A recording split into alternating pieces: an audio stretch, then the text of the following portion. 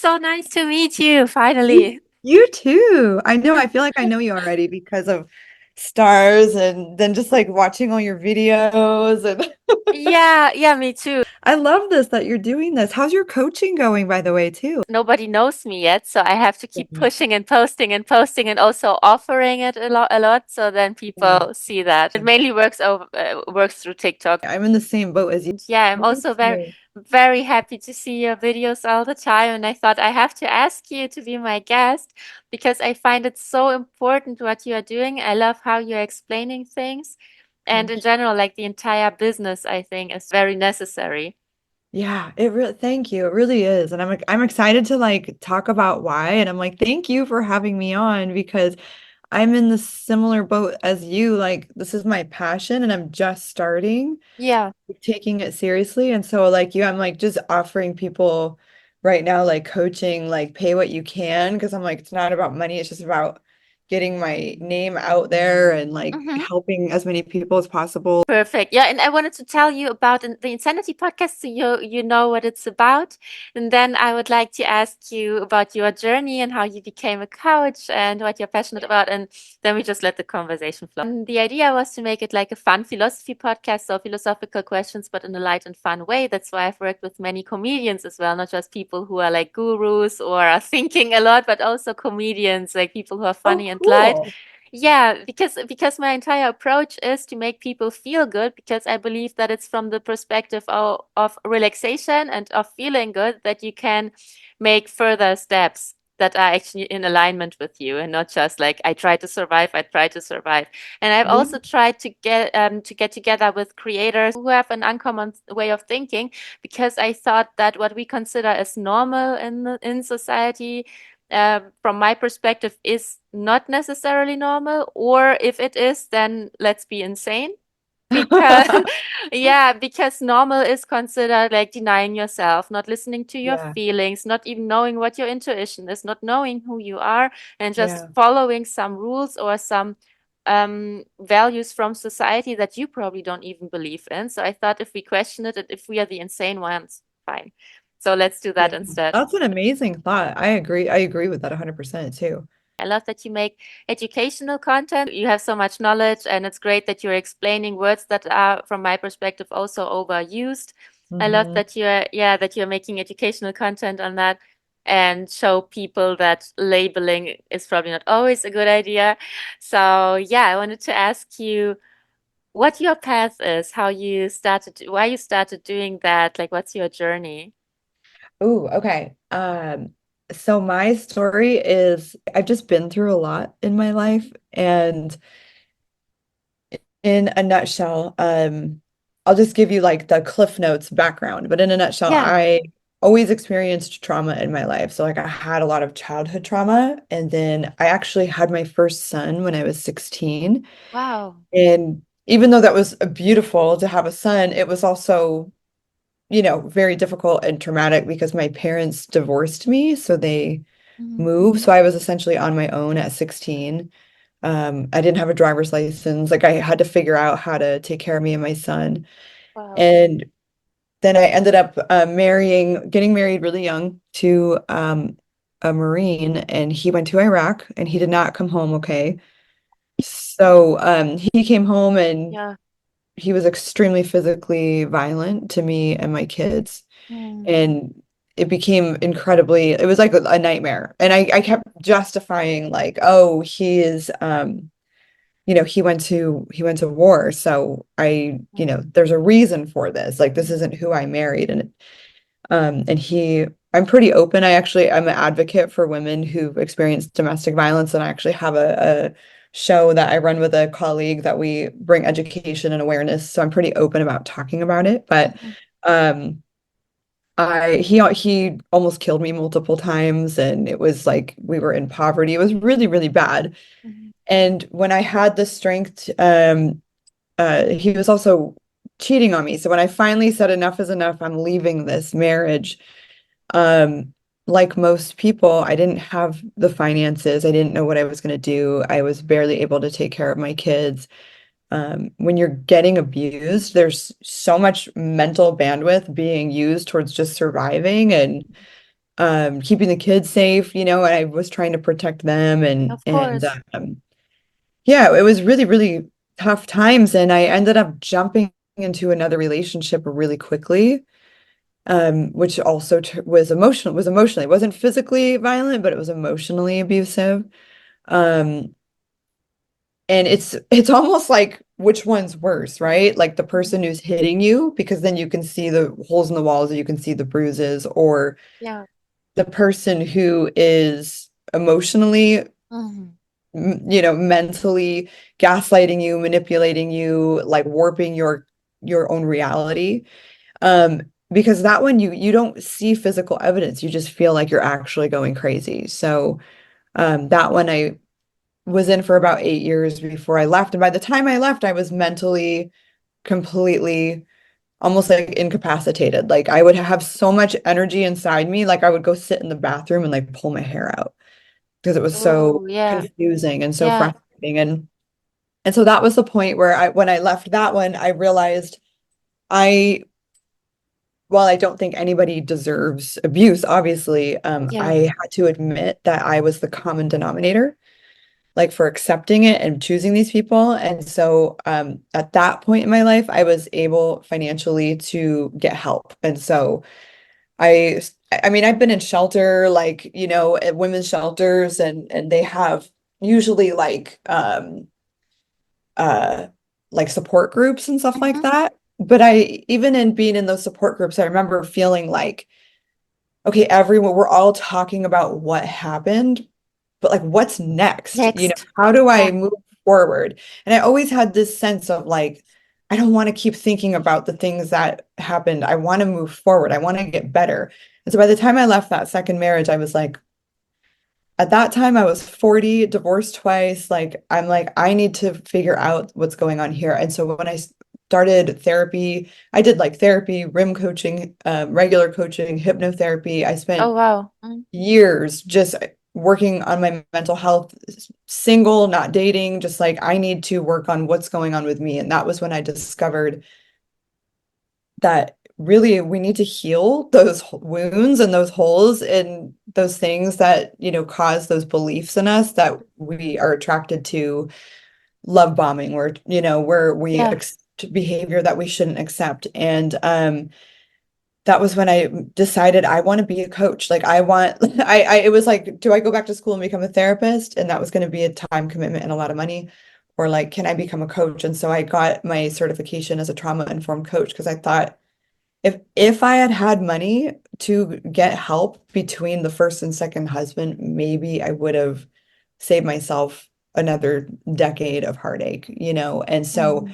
I'm like so passionate about wanting to help people understand themselves and heal trauma and figure out and do the work on themselves so that they can make better choices for their life. And so it's just I'm so passionate. It was like my whole life led up to this, I feel like, and it gives me purpose. Like if I can turn Yes. everything that happened into purpose, then yeah, if I could help like just like even one person be like, oh, I'm not crazy and I'm not Hmm. alone. Like this is what's happening. I'm being gaslit. I didn't know that, or like let me work on my childhood trauma or whatever it is. Yeah. Yeah, Yeah. so that's why. That was my long answer. Sorry. That's yeah, I love that. Thank you so much, and thank you so much for sharing. I think that's a very intense story. Like I had goosebumps all over my Yeah. body. From my point of view and my experience, it's when we can relate to others that we can help the best and the most, because otherwise it's like it's hard to understand. And sometimes I also feel like, do we have to go through so much sometimes and through so many things? Because this is how, like, through the experience, it's how we learn what it feels like, what people think and feel when they do certain things, why we do certain stuff to each other also, so we can help to clean this mess somehow. Yeah, exactly. Exactly. And it's like I always felt like something was wrong with me, and like what's wrong? And it was like, oh, there's nothing wrong with me and I'm not crazy. I just had been essentially given this programming and these old beliefs in my childhood. Yeah. And that's why I'm so passionate about teaching people about like what are your beliefs about yourself and like, figuring out your like confirmation bias and like because we live the Yeah. rest of our lives based on the beliefs that we have about ourselves. And until we change those beliefs, we keep running into the same situation. Sometimes I feel it's so hard to figure out what our beliefs are. It's like when I experience something negative repeatedly or something very uncomfortable, then I will start thinking, is it because I believe something about myself that I have to experience this thing over and over again? And Yeah. this is where I start digging, and this is where I start to understand what the belief is actually about. Do you have a tip how to approach challenging limiting beliefs? I love that. I love that share. I love that you like self-coach yourself like Yeah, that. all the time. All the time. Like I'm my biggest patient. And that's how I started understanding things too, because it's not just about myself, but also the relationship with people, with other people. Like, why do other people think this and that way? And usually it's when I'm asking myself, why is this person behaving like that, that I Yeah. will get an experience, maybe a shitty one, but I'll get an experience Yeah. that will make me understand the other person. Yeah. Yeah, that's amazing. I mean, honestly, I feel like so many people that we work with as coaches, it takes sometimes a long time for people to even develop that self-awareness, of like, oh, what is my belief about myself? It took me a long time to develop that. And so it is something I work with my clients on, of just belief work. Like, what are your beliefs? So anyone who's listening, I mean, you can do it on your own. You can start to notice like, what are my actual beliefs about myself? Do I believe like, for example, I have a client I worked with the other day who we kind of uncovered that like his inherent beliefs about himself are like he was not worthy of love. It was like I have to earn love in order to Hmm. keep it, right? Like a lot of us have those beliefs around like what we deserve or like who we are. Yeah, So I would say if you write your beliefs down as they come to you and then ask love yourself, it. whose belief actually is this? Like, who gave me this belief about myself? Like, is it actually my belief about myself? Or like, did my mother give me this belief? Or did Hmm. my, ex-partner give me this belief about Hmm. myself? And when then we can make a decision like, oh my gosh, this isn't even my belief. What belief do I actually want to replace that with? And then we can start kind of rewiring. Yeah, yeah, it feels like life is a ping pong of beliefs and we play it Yeah. with each other. And when I Yeah. look back at my childhood, for example, I feel like I had zero limiting beliefs. Like I thought I'm the best at Yeah. everything, naturally. I remember Right. that I was little and I just had a good time. I would say something and people would be so triggered. Like, yeah, no, you're not that good, or you can't be that good, no, or nobody is that good at XYZ, or people just cannot do this and that. And I always thought, why? But if you repeatedly hear that, then you kind Yeah. of adapt it, or you just start co-believing it Yes. because it's convenient. Like I also take responsibility for that because I think I also take on beliefs of other people because it's convenient because then nobody's judging you. You're like also a co-victim, and you're just running with everyone, and you keep this belief up, and nobody's looking at you. And I think Yeah. this happens very often. Yeah, very much so. I love that point that you brought up. Yeah, too, that like people, yes, people give us beliefs and we're like, oh, okay, like I guess I am that. Oh, I didn't like I trust this person and they are telling me this, so I must be that. And then, I mean, I could think even in my own life, like my mother always like telling me I'm not as pretty as my sisters or I'm not as worthy or I was, it was like I was always told like you're so forgetful, you have ADHD. And I was like, oh, I guess I have ADHD or I guess I'm not as good as right? And then you realize like that wasn't ever mine to own. Like, because like you said, when we are young kids, before we're imprinted by others, like we are happy and playful and we don't really think of ourselves in those terms of like, am I good enough? Like good enough for who? Who What? Yeah. for who? For what? Like we're like, I just want to go ride my bike and play with my friends and color and explore the world and you Yeah. know. So Yeah. that can be helpful, I think, to ask yourself, what are my beliefs about myself and who gave me that belief? Absolutely. And I think this who gave me that belief is essential because for me, it took a very long time to understand that it can be the same person that tells you the truth that also tells you the lie. Because I thought, why is it that, for example, family members, like say my mom or someone would tell me something that is part of my truth, that totally is my truth, but will also tell me something that turns out to be a super limiting belief and has nothing to do with me. And it's so hard to distinguish between truth and lie then, because as a child, you also look up to the Yeah. adults or the grown-ups, and you think, Yes. oh, so if they say it, it must be true.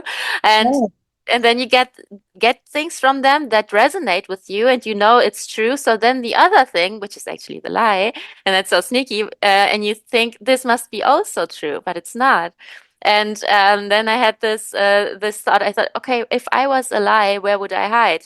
Well, between the truth, right? Just right next to the truth. Like if I was a lie and I wanted to be effective, I would hide next to the truth. And then I thought, okay, so fuck it, I have to uncover everything now and to question really everything now.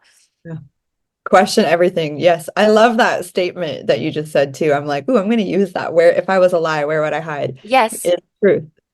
That's so brilliant. It's so true. And I think if we like, I always tell my clients that I work with, coaching is like you get to be a detective. Like imagine, just get curious. Like onely like don't judge yourself and beat yourself up, but like get curious. You get to be a detective in your own life and be like, Love it. huh. Yeah, I always tell people go like when you notice like one of these patterns coming up to just be like, huh, isn't that interesting? Like I Hmm. wonder why I'm doing that thing again. I wonder why I do that thing. And then we can just like approach it with curiosity and be like, do I want to keep doing that thing? I don't know. Where did that, we can kind of just like ask, it's like that saying like where did the thread begin to unravel? When you have a True. sweat and there's a hole in it, you're like, where did the thread begin to unravel? And Hmm. kind of like figuring out where things started What would you think is the most common limiting belief? that people aren't good enough. Truly, I hear that. I mean, I feel like I struggled with that Mhm. in my whole life. Like, I'm not good enough. I'm not as good as my sisters. I'm not as pretty as other women. I'm not as worthy of like a good marriage, whatever. I can't tell you how many, I would say 99.9% of the people that I work with, when we get down to like the root of like what's going on for them, it pretty much boils down to I'm not good enough or like I'm not worthy of love. Self-worth. Yeah, I also feel that's a big one. I also had this thought a few days ago, just a few days ago, that I thought, what is the thing that holds me back the most? And it is something with this word worth, and it must be something implement. I cannot wrap my mind around it fully because I don't understand what exactly, like what part of self-worth, what it is sometimes, because I Yeah. feel there are so many layers, but it seems to be that almost everyone struggles with self-worth and with this strange idea that they have to do something to prove their worth. For me, it's also like it all comes down to these beliefs, and I keep figuring out negative beliefs within myself too. I always feel like we shape our reality through a lens, through our perspective, right? So and there is stuff that is very comfortable and cool, which is mainly shaped by positive beliefs that we have about ourselves that we probably always had and that we simply didn't forget about. Probably we also picked them up and learned them through other people, but we also have this limiting stuff and the negative stuff that we can get rid of somehow. So, but for that, we have to figure out what it is because if from my perspective it doesn't belong to us, like if it's negative, if it's limiting, then it can not be something that you were born with because it's like it's weighting us down. It tells us something that holds us back from being ourselves. Therefore it logically cannot belong to us. I agree 100%. I actually had an experience where I did hypnotherapy a couple years ago Mhm. and the woman that did it, I really trusted her deeply. She's my Brazilian jiu-jitsu coach and when she took me into like the deepest state of hypnosis, I saw this like spark of light and I could see myself like in my mother's womb. And I had this like feeling that like I was loved and I was wanted. Mhm. And I remember like that really changed me, it always stuck with me. And it helped me realize, like you said, a lot of like what we experience in life does come through our beliefs, you know. I did a video about it the other day, actually, about like confirmation bias, right? And it's like that thought of like, if I want to buy a silver Toyota, all I see on the road are silver Toyotas, right? Yeah. It's because our brain is looking for evidence that that's what we like, oh, wow, there it is again. Yeah. And it's the same with our beliefs about ourselves. So if you know, a lot of people with their beliefs like of I'm not good enough or I don't have value, like it comes out in their relationships, right? It comes out in love. Like, so if you don't think you deserve a good partner, or you don't, you know, you're always worried that your partner's going to cheat on you, or you're always you have, if let's say you have a belief like everyone leaves me, everyone will abandon me, like Hmm. Hmm. you're essentially finding your brain is like constantly looking for evidence that your beliefs are true. And so you could even actually have a really good relationship, but if your beliefs are negative, you're Yeah. looking at for evidence that your beliefs are true. Yeah. So yeah, I think a big part of doing like the work, and people can start to do it on their own, is just examining what are your beliefs about yourself in relationships, in love, in life, in general, you know, just who are you? Yeah, I think that the tip that you just gave was so powerful. I will definitely also apply it. It's writing down the beliefs that you have about yourself and keeping it like an ongoing list. Maybe you will unravel more and more over time.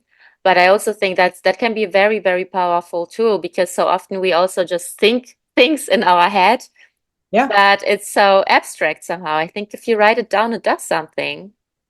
We do, and I love how you said question everything. Like question, you know, if you're like listen, I assume people listening to this podcast are Mhm. interested in, you know, figuring out their life and evolving and growing as a person. And I think a big part of that is taking a moment to just question, like, huh, why do you like coffee in the morning? Like, or did Yeah, somebody tell you like coffee in the morning, right? It doesn't even, you can start small and yeah. grow out. Like, what, you know, why am I doing the things that I'm doing? Yeah, I love that. I will apply it too, and I will let you know how it worked with writing Yeah, the please beliefs down. do. It's really cool. It's Thanks. really cool. Yeah, and do you think that um we can work more and better with our positive beliefs? I do. I think I always liked something I always think about, and I would actually love I love this conversation. So I think there's a balance of like having toxic positivity Mm-hmm. versus like Ooh, creating positive beliefs, right? Because I think I even at some point used to do that where I would be like, I just need to like we put pressure on ourselves to like, I just need to think about this like so positively. But it's like, what if we're not there yet? You know, like, so what if mm, we start a little more neutral and we're like, we accept what is, you know? So, like, let's say, for example, that like I have a limiting belief about myself. I realize that's not a belief that serves me anymore. I don't want to have this belief anymore. I'm going to accept why I had it, accept that it's like affecting my life. And then I can choose, like, once I'm in a calm place, like, well, yeah, what belief do I want instead? And so, yeah, in that sense, I think it's great. I'm going to replace it with a more neutral or like positive belief. But I do think there's a balance of like not yeah. pressuring ourselves to like, oh, I know I should be thinking more positive about this, you know? It's like, well, maybe you need to accept the thing first and then make a conscious choice of like, well, now what do I want it to be? I absolutely love this. I love this topic so much because it gave me a headache because I was thinking about it so much about the topic of toxic Yes. positivity. Yeah. Because I, on the one hand, I totally agree with what you just said. Like we can only change what we accept first. If we accept something to be true and that it just exists and we make peace with it, we can start changing it. Because if we just close our eyes and we pretend it's not there, we don't actually deal with the subject. So I Right. think that's absolutely true. On the other hand, and I think there's not even a contradiction there, it's just my terminology or how I perceive things. Right. On the other hand, I I think positivity is never toxic. Yeah, I think, well, okay, that's interesting. I actually agree with that. I think positivity's never toxic, but do you think that if it's forced on somebody, it could be. Like as a should, like you should think about this. You know what I mean? I know. I think that true positivity, like if it's really, if you are honestly positive, it's never toxic. And I think that when you accept something, let's say when you accept the negative thing, then you are automatically positive because you give the negative thing a place to be and a value. So you think, okay, it's negative and it's shit, but it has a value, and the value lies in me changing it. Because if I change it, I'm transforming it. So the negative thing has so much value and potential to become something better. But for that, I need to look at it. So I Yeah. think this is very positive, actually. And I think pretending that it's not there is negative. It's not like toxic positivity, it's disguised negativity because you don't look at the thing and you don't give it value. You Ooh, that's pretend that like it's really not there and you kind of reject it. And this rejection that you cover as, hey, I'm smiling anyway, it is cool. like a cover up thing, means you are actually the basis emotion is you're negative about it. So I Yeah, that's actually a really great way to think about it. I like that. because I thought I kind of cannot wrap my mind around the idea that positivity is toxic. I think positive things are Yeah. always positive. It's just can you find the positive in the negative? And I think the value of the negative is sometimes just the ability that you can change it. Just that. It's already enough and it's already a lot. Yeah, that's beautiful. I love that thought. I love that. Yeah. Yeah. Yeah, it helps me a lot.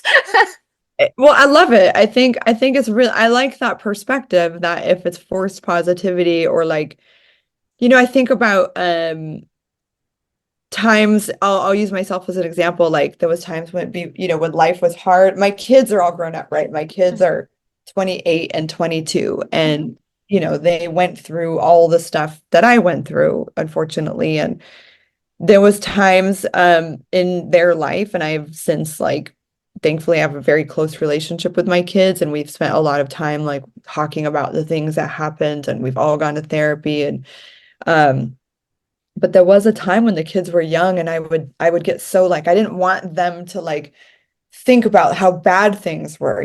So I would be like, just be positive, just smile and your heart will follow. Like just like, Yeah. and I didn't allow them the space.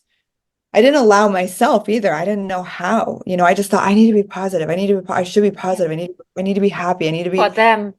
Yeah. right. And so, but I love that your point of that like, that's not really positive. That's just still like disguising negativity by like not accepting what was. So I actually really love that perspective that you gave because you're right. Like it wasn't until all three of us were able to accept what was, that we could go grieve it, process it, and then choose a new outcome, a new outlook. And that is positive.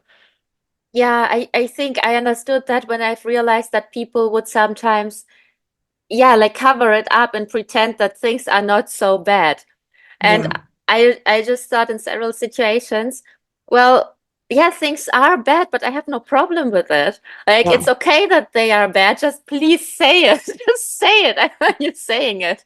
That's another really good point that you bring up, right? Like, I think that's like a huge thing that I've learned over the years that's helped me a lot and that I try to like convey to people is like we label things as good or bad, but like Hmm. what if something's not that? Like Hmm. is something bad or can we just like embrace like a friend told me this term one time. She goes, life is a full spectrum life. If everything was always good, we wouldn't really appreciate it. Like life is beautiful, whether it's like painful or joyous, like, right? It's all comprises like all emotions are welcome. Like no emotion Hmm. is bad, no experience. Like I can look at my life and go, I've endured a lot of painful experiences and a lot of painful hardships, but I'm like, was that bad?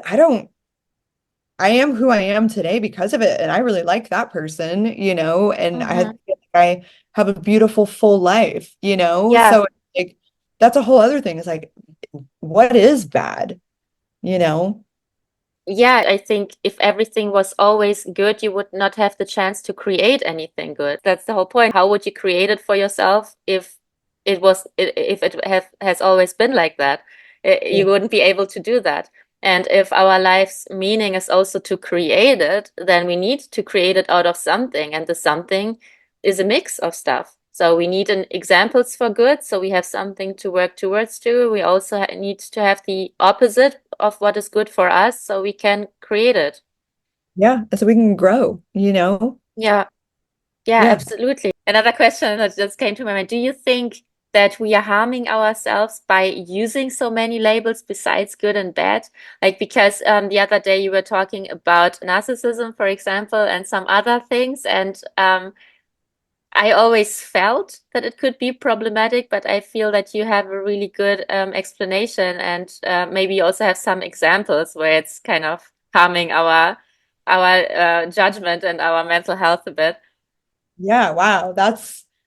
Thank you. That's such a good question because it's something, yeah, it's like, I think labels can be helpful in a lot of ways. It can be helpful, like, oh, I'm feeling X, so I want to do something about it, right? Or like, Hmm. I mean, I don't think it's like so black and white. Like, I do think labels can be helpful. It helps us figure out, it's like gives us like guardrails to like stay between, right? Yeah. I do think sometimes labels can be used incorrectly. There's so many words that I find that people overuse on social media, and the Mm. main one I'll use as an example is narcissism. People, so like true narcissistic personality disorder is really, it like has to be diagnosed by a psychiatrist. Like I can't diagnose somebody as a coach with it, Hmm. like a therapist likely can't diagnose, right? Like it's an actual like mental disorder that's in the cluster B personality disorders, and there's like 8 different personality disorders in cluster B. There's like narcissistic, borderline, histrionic, right? There's a whole, I can't even remember all of them. Hmm. But what happens is there's 2 ways that I've seen this go wrong.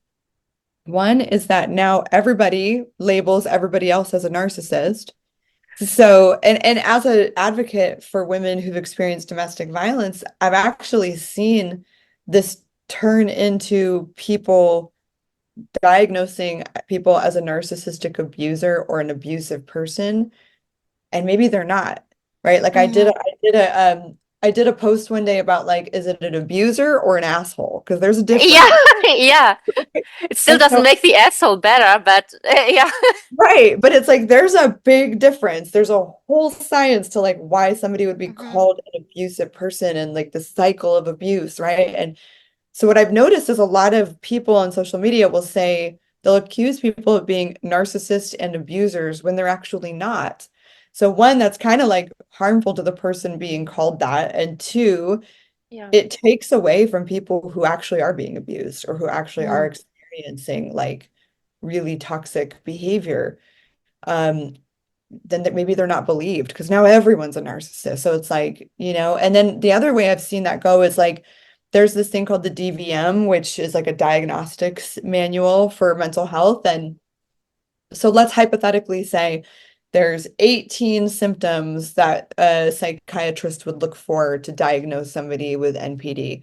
Hmm. And and that's all available online now, right? And so let's say somebody really actually is being abused and they go, "Oh, but my partner only has 10 of the 18, so maybe he's not a narcissist. I'm seeing this wrong. I'm going to stay in this bad situation."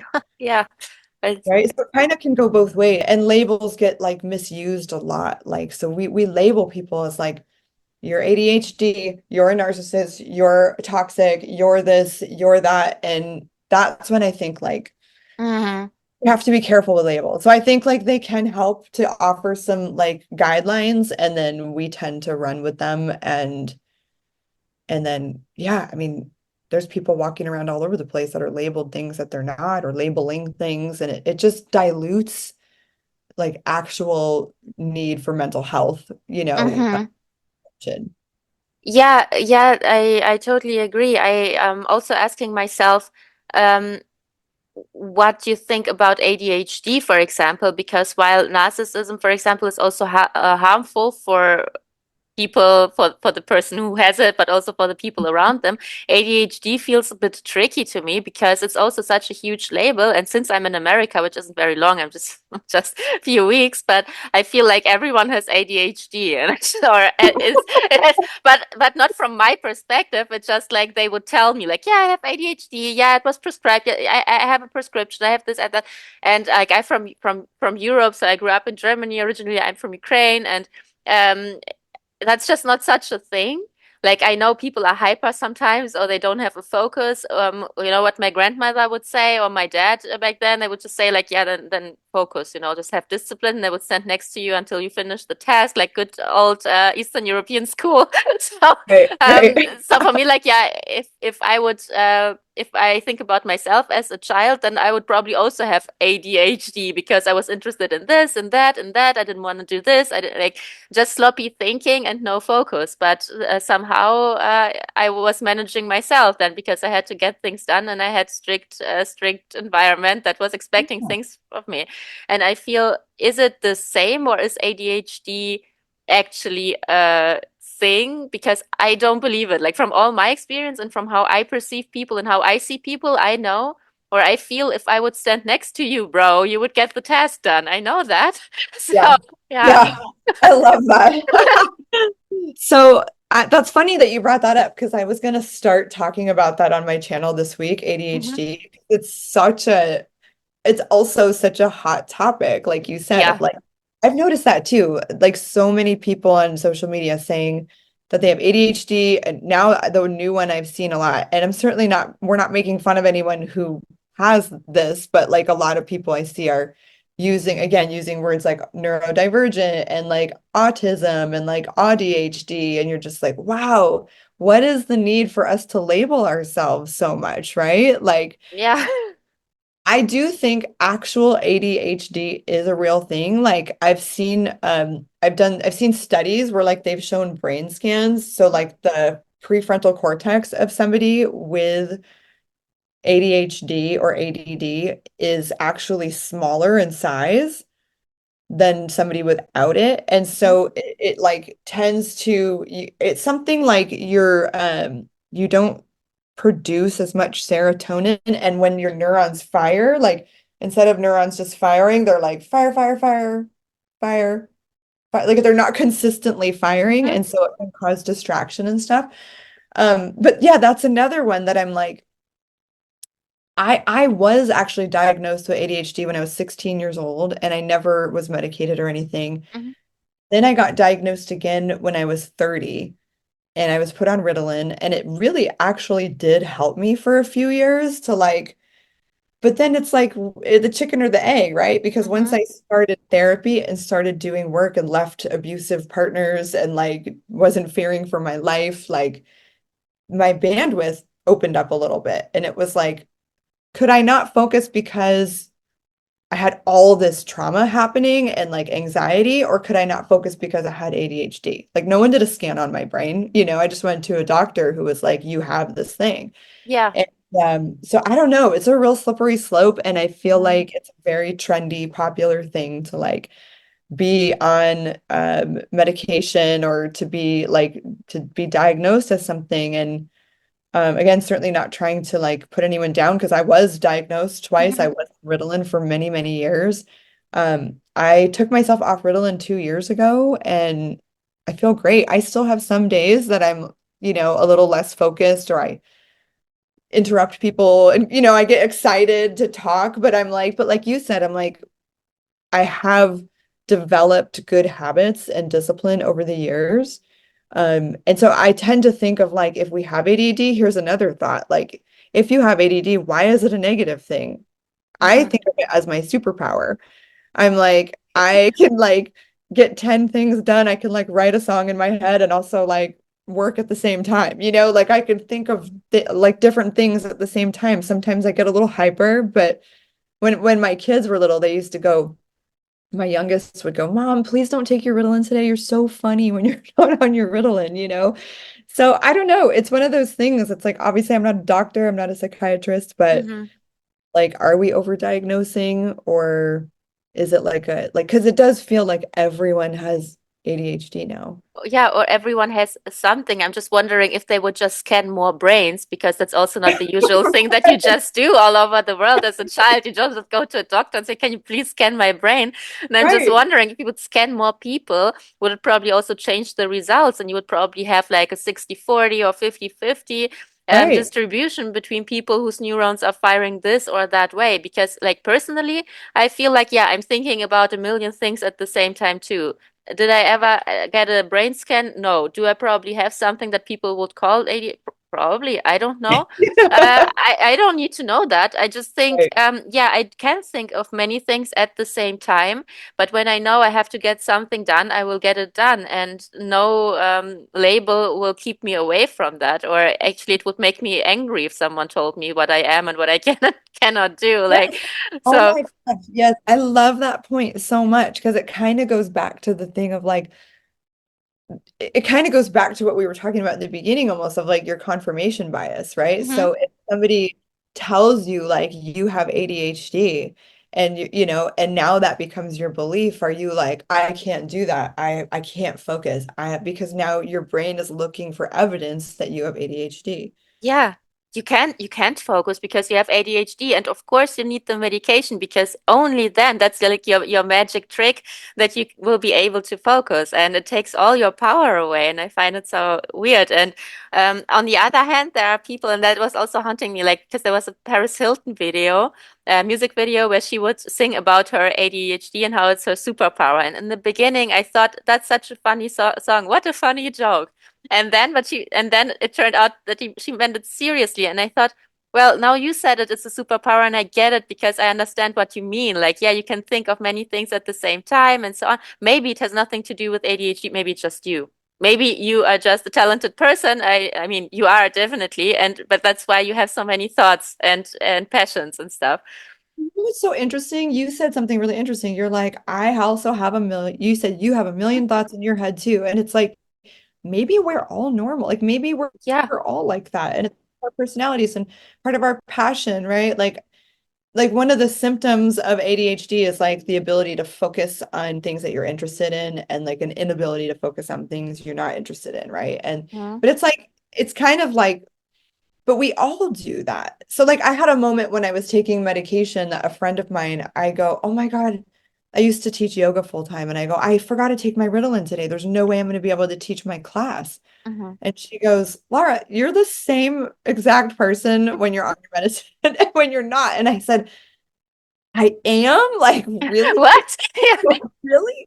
She Mhm. goes, "Yeah, I don't notice any difference, like whether you're," and so it's like, I think she was right because like being off medication for 2 years, I'm like, I don't really feel any different. Yeah. I what when I was on it, like I have multiple alarms on my phone. I have a whiteboard in my kitchen. I've just gotten, but like it's also not just about okay, here's a thought. Like to me, ADHD is like you're like emotionally thin-skinned is one of the you know, and I'm like, well, is that a symptom of ADHD or is that something we could teach people in like building mental health and building mental fitness Mhm. to regulate their emotions? Because if you teach somebody how to regulate their emotions, they're not as reactive, right? Because that's a Yeah. whole other, it's like we are wired when we feel emotions to react to them. So we feel emotions and we go, oh my God, I don't like this feeling. Like I'm going to do anything I can to like not feel this feeling anymore. Mhm. And so, so it's like, well, could we teach people to just sit in those emotions and feel them and not react to them and just, emotions are energy and motion, they pass through your body. So it's like if you can just sit for a few minutes and like feel those feelings, just like let them pass through. We don't need to react to them. We can be okay, we can be comfortable being uncomfortable, right? Like, then maybe people wouldn't be so emotionally reactive if we taught people how to just sit with emotions. They're not dangerous, they're just feelings. Yeah, they're not dangerous. I love that because Yeah. I'm just thinking, but since we are little, like how do we operate when we are little? Of course, we are interested in things and we are not interested in things, and we would rather do the Okay. things that we like, and we don't want to do the homework. So we don't want to do the boring adult stuff. We want to do the cool stuff.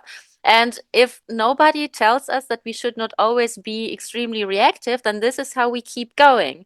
We Yeah. keep just doing the stuff that we are interested in, and the other stuff we don't do it, although it might be important, or we probably don't see the value in the boring stuff because we just don't even open up to it. So maybe there is something there, but we will not look at it because we just pursue the exciting stuff. And why is this? Because I think even the older generations, they could not handle their own emotions. And for them, emotions something you don't talk about. And there are probably also bad emotions. So you should not be angry or you should not be sad. It's uncomfortable, so it's bad. And therefore, they teach you to kind of look away and to suppress them, which causes, again, trauma because you cannot really release your emotions. And that's basically just traumatizing yourself, or other people are traumatizing you. And this, for me, like if you continue going on this path, then it sounds like this leads to what we now think is ADHD, at least what we think. Like we just do this one thing, but we don't do the other thing, and we focus there, but not here because we don't learn how to handle our own emotions. Yeah. That's so true, right? It's so true. And then we just keep passing that on. It's like generational trauma. We just keep passing it on, right? So I actually agree with that very much so. And I was thinking as you were chatting, I was like, an interesting thought that just popped into my head is like, our grandparents' generation or our great grandparents' generation, like, yeah, like I think emotions, I mean, the world was just so different then. There was like, you had to, even 150, 200 years ago, like, you had to survive. You had to like still like, there wasn't, you had to like go and grow your food or like go, it Hmm. wasn't cities and internet and things the way that they are today in like the 1800s, which wasn't that long ago, right? And Yeah. so people didn't have time, I'm sure, back then to sit and think about their feelings, and so then like they gave that to like our great great grandparents and then to our great grandparents who taught it to our grandparents who like you said you're from Ukraine and then Germany. Hmm. My family heritage is from Czech Republic, and Hmm. like my parents lived in Prague for many years, and it was interesting like the cult, and like my grandparents are first generation Americans, and like they were tough. Like my grandmother was Yeah. tough. She was like, I'm like, when you said Eastern European, I'm like, yeah, we always grew up like that. We're tough stock with that Yeah, Eastern yeah. European DNA. And like, just like the ways like my great aunts and my grandparents were, it was like, you're tough. And it was like, you're expected to just figure things out and deal with it because that's how they all survived. And so Yeah. now, like, we live in this different world now where it's almost like the pendulum has swung so far this way. Now we're like so about our feelings. It's like, gosh, it's got to come back in the middle a little bit. Like, it's so great to like sit in feelings, but now we're like, Where's the maybe, balance? yes, where's the balance? Like, maybe we're over labeling, maybe we're like giving to, right? Like, it's like, okay, let's come back in the middle. Interesting. Yeah. Accept things and go, yeah, let's like break through this generational, way to deal or way to be. But like, can we just be kind of more neutral? Yeah, it feels like we as a species haven't learned too much about our feelings, so we were suppressing this part of ourselves. And now that our environment isn't causing us to survive anymore, so now we can kind of relax. We had all the time to explore our feelings, and we are not used to our feelings. We are not used to our own emotions. So they are kind of there, and we were suppressing them because they were scary. Then we were paying too much attention to them. And Yeah. now that we are getting used to them, and as you said, we learn that they are not bad and they are not that scary. It's just feelings, just energy and motion. So can we just coexist somehow and just see where it goes? Because that's also a way to change them. I tell people that I coach this all the time, and I actually learned it from Star, Hmm. who was just a brilliant coach, and he taught me that years ago. He goes, there's two ways that society teaches us to deal with emotions. They say over-identify, talk about your feelings, talk about it all the time, over-identify, it makes it become your personality. Or people go like, move on, get over it, figure it out. Yeah. Just shove that down and don't ever talk about it, Yeah. It's like one or the other extreme. And he said, there's a third option. I mean, this changed my life when he said this. He said, there's a third option no one talks about, and that is acceptance. And that is like, wow, this really hurt and caused me pain.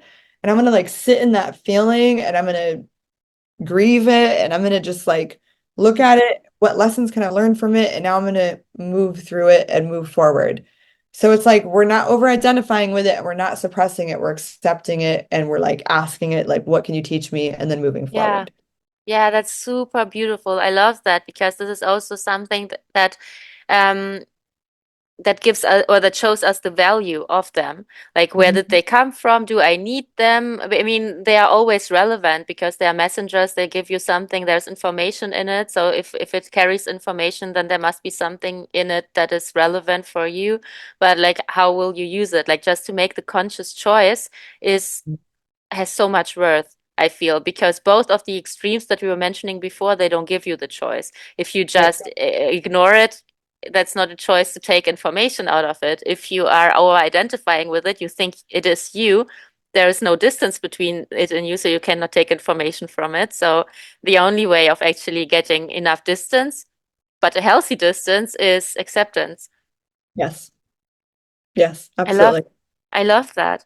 And I had an interesting chat with my ChatGPT the other day, like a mini podcast episode, because I tried to figure it out if my ChatGPT is conscious. And then I've had those same conversations with my ChatGPT. oh, cool. That's So so funny. I want to hear about yours.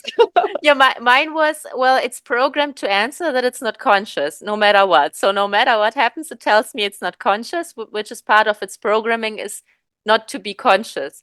But then I thought, okay, got it. What's the definition of consciousness from ChatGPT's side?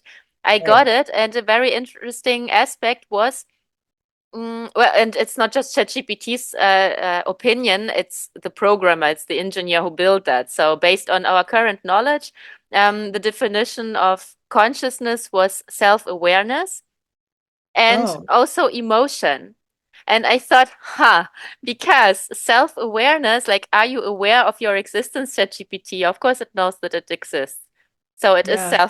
it is aware that it is there somehow. Yeah. At least depends on how you construct the prompt, how you ask the question. At some point, it will say it knows that it is there, but it Right. sees itself as a program. I Yeah. said, okay, but you know that there's a difference between you and me. Therefore, you must have a self-awareness as a self, even if it's a bunch of Right. numbers. Right. Yeah, you can put it this way. Okay, cool. Thank you. And then I was like, okay. So, and the next thing is emotions.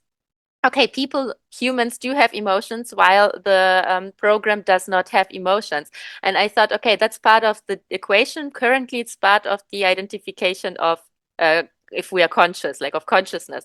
And I thought, is it overrated? Because just because why is emotions necessarily part of this equation? Because for me, it's like we are overrating it probably because we have them. But what if we took it out? What if we took it out of this equation? Because emotions, I mean, they are beautiful and they give us a deep dive into our experience. If we Right. didn't have emotions, we wouldn't experience everything so deeply. So that Right. is important. But since we are putting them on a pedestal, like our entire show business, entertainment industry, everything is only talking to our emotional side because it is so strong. But I thought, do we give it too much priority in our life? Wow, that's a fascinating question. That's a fascinating question. I've pondered this before Mhm. because I had a friend who used to be he would we would always like have fun, like friendly debates, right?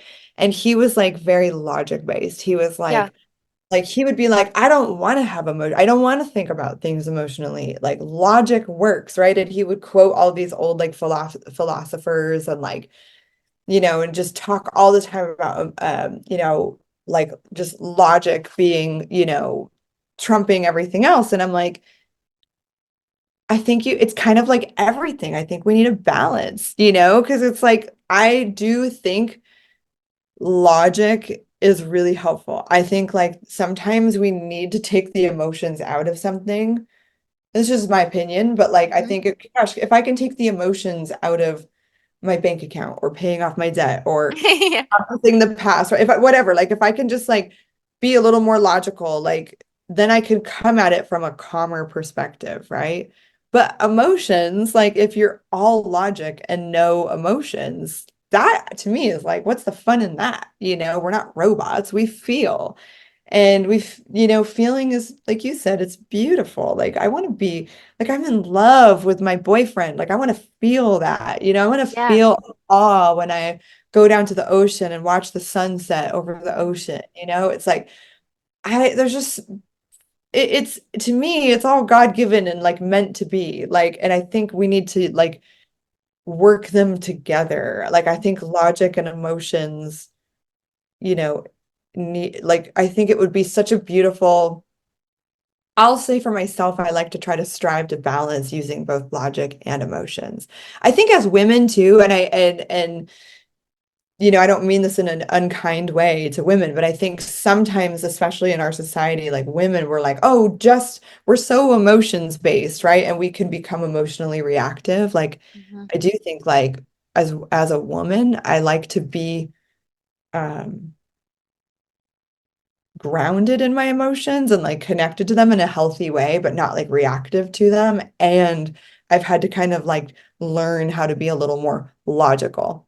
Yeah, I feel that I love your answer. And I feel like being a strong woman or a big part of it is learning to be less reactive to feelings. But I think maybe it is more difficult for women because we are very hormonal, while men are more static when it comes to that in average. So I think it is more of a challenge for women since we do have more changes in our emotional life. And therefore, it's difficult because there's so many ups and downs and spikes and menstruation and PMS and this, that, moon, I don't know, like everything. And, it's You just, have to work harder at it for sure. I've had it take and it's like maybe like women because we're wired that way. And like you said, our hormones and our cycles. I mean, I saw a funny meme one day that was showed like a man's emotions through the day, and it was like a neutral face, a smiley face, a neutral face. And it was like a woman's emotions through the day, and it was like laughing, crying, angry, sad, happy. Like it was like we could have 100 emotions in a day.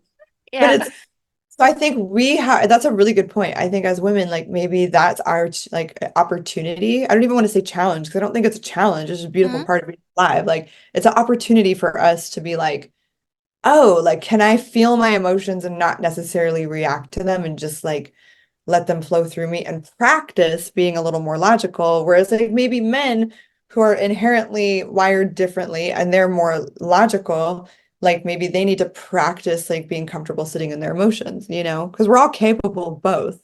Yeah, yeah, I love this because when I look back to my family, to the family like line, the entire one, then I would say these people were not able to separate between them and their emotions. That was like crazy shit going on, and I just think I don't want to be like that. Same in my family. And that's kind of like how I learned how to like how I wanted to be as a woman, Hmm. like especially once I left and like straightened out some of that childhood trauma. Like how did I want to parent? I want to do opposite of what I saw as a kid. Yeah, I can relate. I have another question. When do you think people should go to therapy better, and when do you think a coach is a better idea? Ooh, that's such a great question. That's one of my favorite questions, actually. And I tell a lot of my clients, like, I have found working with people that people who do both tend to move forward faster. Hmm. Hmm. So, like, I will say, like, therapy, I still see my therapist Hmm. like every other week. Like, she is a godsend, So I think, like, there's certain things a therapist can do that a coach cannot. Right? Like a coach, like we really like we can't diagnose anybody with anything. Like we're not trained for it. Like we could have ideas, but that's where like a therapist would be like, hey, if I think you have anxiety disorder or depression, you need, talk to a therapist, talk to a psychiatrist, right? And even a therapist can't diagnose certain things the way a psychiatrist can. So like only a Yeah. psychiatrist can diagnose and prescribe medication and stuff like that. But I think therapy is great digging into really digging into your past. Whereas like coaching, it takes you takes people and like we can touch on the past, but really like that's more of like a therapist job. Whereas like a coach is like, hey, I believe you already have the answers within you and I'm going to guide you. And it helps people go, what next? Like, so a Yeah, coach is like, let's go here. And like, we might need to look back here, but now we go, where do you want to go? Where are you going? And we I can love help this. get there. Yeah, I totally love this, and I can feel that because I've never had a real therapy. I think I just took like two classes or sessions or something, but mainly because I just needed a paper for my work because I Right. was like burnt out, burnt out, burnt out, and I needed someone who signs the paper. And the guy was like, "You sure you don't want some nice pills, more or less, that will you relax, Right. that will relax you?" And I was like, No, I just want months of holidays. I'm dead. I'm dead. I overworked myself." So that was, Oh, yeah, yeah. Also, he still gave me a nice tip. So on the other hand, he also gave me one nice tip that was related to my personal life, where he told me because when I thought like since I'm already here, I will ask you something. So okay, so I have this situation there, and there are people around me who do these bad things, and I don't know, should I still surround myself with them because I feel really shitty around that, and I don't like this behavior. And he was like, yeah. you know what? You become part of your environment. Do you want to be like that? Then Yeah. leave them alone. And I Yeah. said, I love that. I tell my thanks. clients all the time, I say, you're the sum of the five people you spend the most time with. Yeah. Have them organized like in a bullseye, like who's in their inner circle, who's in their next circle, like who do they trust, like who do they want close to them, like who do you want close to you? That's brilliant advice. But yeah, I think therapy has a place. Like I don't know, maybe I'm like maybe some therapists are different. Like I know there's many different styles of like therapy too. There's like internal family systems, which my therapist used with me and that helped me a lot. That's like the parts work. There's like cognitive behavioral therapy, there's hypnotherapy, there's all kinds of like different modalities. Um, so I always feel like if people can find like it's different for everybody, but for me, like I feel like I had so much childhood trauma, and so like my therapist really helped me. Mm, She's the one who really helped me see, oh, like this is my mother stuff. Like this is like all my childhood stuff. This is like all these beliefs. This is yeah. how I need to reprogram. And then, I had a coach and he helped me kind of go, okay, now what next? Now, how do we take all that information you got and how do we, you know, identify like the compulsions that you have from that? And how do we identify like what you want your life to become? And so I Yeah. found, and I Wow. have found like even I'll use one of my clients as an example. He had some things he needed to work through. I'm like, I don't know that I'm qualified to help you work through some of these really uh intense childhood experiences. So he has a therapist that he does Hmm. EMDR with for some of that stuff. And then he meets with me. And sometimes we process like, what do you want to talk about with your therapist? Or what did he'll say, I had a therapy session. It was tough. Can I have a session with you? Yes. And then we talk about what came up in therapy. What do you want to do with that? And Yeah. so I watched him just just Wow. soar forward because he's got kind of two of us on he calls us his mental health team because Yeah. I've got Yeah. two guys on my mental health team like helping me move this forward. So I do find benefit to both, and if people can afford both, that would be fantastic. But if you can't Awesome. afford both and you're not sure, if you have, I would say like deep things and like things that you're like, I know that this messed me up. I need to work through some of this deep stuff. Maybe start with a therapist. If you're like, I have stuff that I need to work through, I want to work on my mental health and I want to learn how to move forward, then maybe try a coach. Yeah, that's awesome. I can feel that. I've also had a cool guest who is a hypnotherapist, Oh, and cool. yeah, I didn't know anything about that before, and I wanted to know how this works. So I just asked someone to be my guest, and he was so cool. And I had my first hypnosis then. It lasted only 1 minute. Oh, amazing. I just wanted to know if my brain does that, like Yeah. if I'm even capable of being hypnotized. And he made me move my fingers and stuff, and I was so surprised. Like I was totally in the hypnosis. It was so cool. And Oh. yeah, and I find it so interesting that he could like just go into your subconscious mind and just rip some limiting beliefs out just by going deep enough. I find it fascinating that can work like that. Yeah, that helped me a lot doing I did hypnotherapy a few times and it helped me a lot as well. Like the woman who did it with me had me when she took me under, there was like certain key points in childhood that like in hypnosis, like I got to imagine myself as I am now, Hmm. like going and standing up for the child part of me and sitting with her and asking her what she needs and like, yeah, and then she would take me even deeper and put like she would say, "What do you want your new beliefs to be?" And we would talk about it and then she would like put those Yeah. new beliefs into me and it was really it's really fascinating how the mind works. Like, yeah, I think hypnotherapy is I would love one day to become a hypnotherapist, but Oh, that's like cool. I think it's fascinating.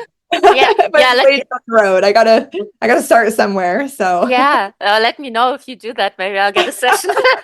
Yeah, I find it fascinating just also because I'm curious and I just want to know like is there anything relevant that I probably forgot? Maybe I sometimes I feel I don't even want to go anywhere specific. I just want to know more somehow. And I try to do that with myself. So I didn't know before I had the session with the guy, I didn't know that I would hypnotize myself all the time. So I had no clue. I was just doing something, but I thought it's some fancy affirmation stuff or something.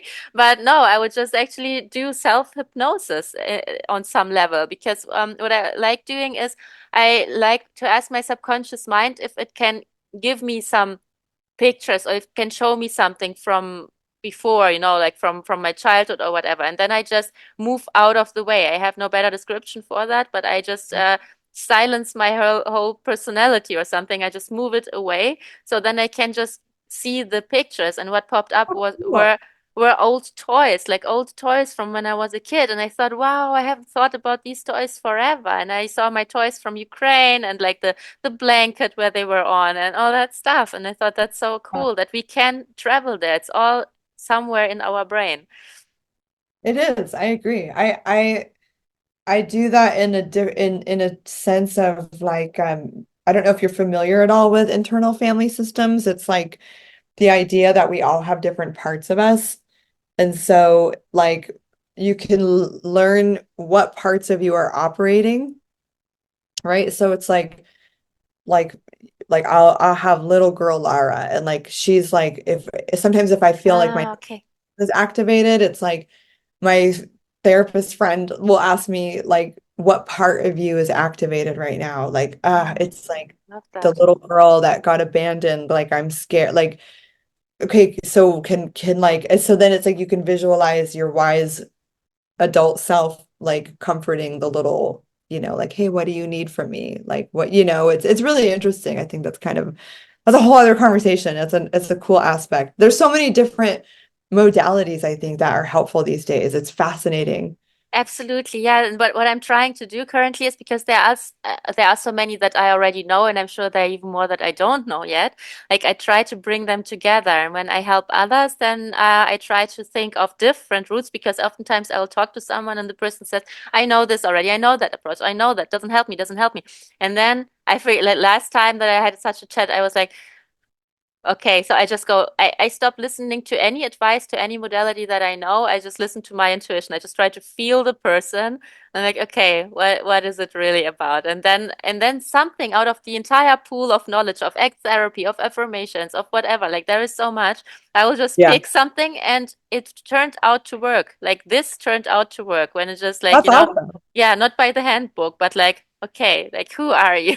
And Yeah, then just picking something out of the pool. And for now, it worked. Like I don't have so much experience yet. I will try to keep doing that, or I will keep doing yeah, that that's and see how beautiful. I that love works. that. Or even like asking people, like, because I understand where some people are like, like they're like nothing works, and you're like, well, what Yeah, is the biggest challenge that you're facing? And I yeah, like to ask people, like, what is the challenge that you're facing? Like, what do you want it to be? Like, where, and yeah, there's so many different ways to. to help people and to, there's just, I think it's so beautiful how many different ways people can find help that resonates with them. Because the stuff that worked for me might not work for somebody else, and the stuff that worked for you might, so I love that you kind of tune into like, what can I do to help this person, and just Yeah. listen to your Yeah. wisdom, your inner wisdom. So that's beautiful. Thank you. I only have one last question. It is, can you give people a tip on how to listen to their intuition better? Yeah. Okay. Oh yeah, that's such a beautiful, you have such great questions. I love that. Thank you. So I have a belief that our body is wise. Like our physical body, like we kind of know like what we want to do about something. And our body tells us, and then listen to that. Like listen to your body. Because what happens is I think sometimes our body, like let's say somebody's like, I don't know if I should be with this person, right? And it's like, well, how does your body feel around them? Like, ask yourself, like, oh, my body feels anxious around this person. But then our brain comes in and starts being like, no, that's not very nice. Like, we should be kind. We shouldn't be judging, right? And like, we kind of let our brain, I think, lead us astray. I think a lot of times, like, the first initial gut reaction. It's like, it's like, what do they say that our gut is our second brain? We have Hmm. like, we experience a lot of feelings from the microbiome in our gut. Hmm. Like there's the saying like, oh, I have this gut feeling. So I would tell people, listen to your gut, listen to like your first reaction. How does your body feel like right now? And then go with that, because a lot of times we go, I knew I shouldn't have dated the person. I knew I shouldn't have gone out that night. Yeah, yeah. Did it anyways. So we allow our mind to try to just like get quiet, ask like, how does my body feel? Mm. Listen to that and see if we can just let the mind be quiet and just listen to the body, because our body is inherently wise. Like we were designed to have our bodies survive and keep us safe. Our bodies pick up energy and pick up feelings and emotions Mm. before our brain does. And so usually we know the answer to something. We just don't always want to know that we know the answer. So we start overthinking. So just that's my number one tip. Listen to your body. It's wise. It knows. Oh, I love that. Thank, thank you so much. This Thank you was so much. so fun. Thank you. You're such a great host, and I love this Oh, conversation. It was thank so you so great. much. You are such a great guest and such a great Thank you. coach. Thank you. Thank you. Thank you so much. Perfect. Thank Thank you. you so much. This was so fantastic. It was. All Thank you. right. Have a nice day. Bye. Bye Thank bye.